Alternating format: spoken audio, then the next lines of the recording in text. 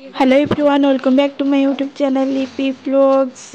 ମୁଁ ଆଜି ବାହାରିଗଲି ନବଗ୍ରହ ମନ୍ଦିର, କୋଣାର୍କର ନବଗ୍ରହ ମନ୍ଦିର। ଆପଣମାନେ କେବେ ଆସୁଛନ୍ତି କି? ତ ଚାଲନ୍ତୁ, ମୁଁ ଆଜି ନବଗ୍ରହ ଆସିଛି। କିଛି ଖାସ୍ ତ ଆଜି ନିହାତି ଅଛି। ଭିଡ଼ିଓ ଲାଷ୍ଟ ପର୍ଯ୍ୟନ୍ତ ଦେଖନ୍ତୁ ଆଉ ଏନ୍ଜୟ କରନ୍ତୁ। ବହୁତ ବଢ଼ିଆ ଲାଗିବ ଆପଣମାନଙ୍କୁ। 5 ବର୍ଷ ପରେ ମୋ ସାଙ୍ଗ ସହିତ ମୋର ଦେଖା ହେବ, ତ ସେଥିପାଇଁ ମୁଁ ବହୁତ ଖୁସି ଅଛି। ସେ ତ ଏବେ ମନ୍ଦିର ଭିତରକୁ ଯାଇଛି, ତାର ମୋର ଦେଖା ହିଁ ହେଇନି ଏପର୍ଯ୍ୟନ୍ତ। ତ ଦେଖା ହେଲେ ଆପଣମାନଙ୍କ ସହିତ ଭିଡ଼ିଓ ନିହାତି ସେୟାର କରିବି।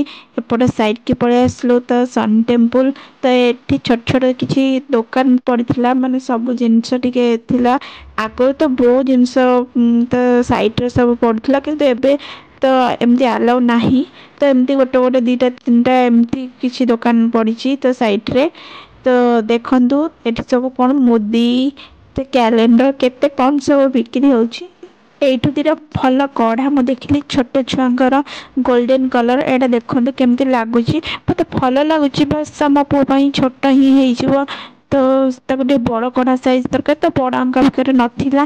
ତ ଠାକୁରଙ୍କ ଫଟୋ ଦେଖନ୍ତୁ କେତେ ସୁନ୍ଦର ଲାଗୁଛି। ସବୁ ଠାକୁରଙ୍କର ଫଟୋ ଅଛି ଏଠି ଆଭେଲେବୁଲ୍। ଆଣ୍ଡ ବହି ବି ଅଛି, ସବୁ ଟାଇପ୍ର ବହି, ବର୍ଣ୍ଣବୋଧ ବହି ଅଛି ଛୋଟ ଛୁଆଙ୍କର।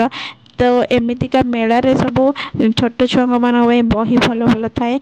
ତ ସବୁ ଶନିବାର ଆସିଲେ ବି ସବୁ ଶନିବାର ଏମିତି ଷ୍ଟଲ୍ ପଡ଼ିଥାଏ ନବଗ୍ରହ ମନ୍ଦିରରେ। ବହୁତ ଲୋକ ବହୁତ ବାଟରୁ ଆସନ୍ତି, ଏଠି ହୋମ କରନ୍ତି। ତ ଗ୍ରହ ଶାନ୍ତି ପାଇଁ ଏଠି ହୋମ କରନ୍ତି। ଏଠି ସବୁ ପୂଜା ସାମଗ୍ରୀ ଜିନିଷ ବିକ୍ରି ହେଉଛି। ସେଠି ହୋମ କରିବା ପାଇଁକା ଯାହା ଯାହା ଦରକାର ସବୁ ବିକ୍ରି ହେଉଛି। ଏପଟେ ସନ୍ ଟେମ୍ପୁଲ୍ ସାଇଡ଼୍କୁ ପଳେଇ ଆସିଲୁ। ସାଇଡ଼୍ରେ ଦେଖିଲୁ, ଏପଟ ସାଇଡ଼୍ରେ ଦେଖନ୍ତୁ ବହୁତ ଲୋକ ମାନେ ଯଜ୍ଞ କରୁଛନ୍ତି, ହୋମ କରୁଛନ୍ତି। ମୋ ସାଙ୍ଗ ଏଠି ମୋବାଇଲ୍ କେଞ୍ଚୁଛି ଠିଆ ହେଇକି।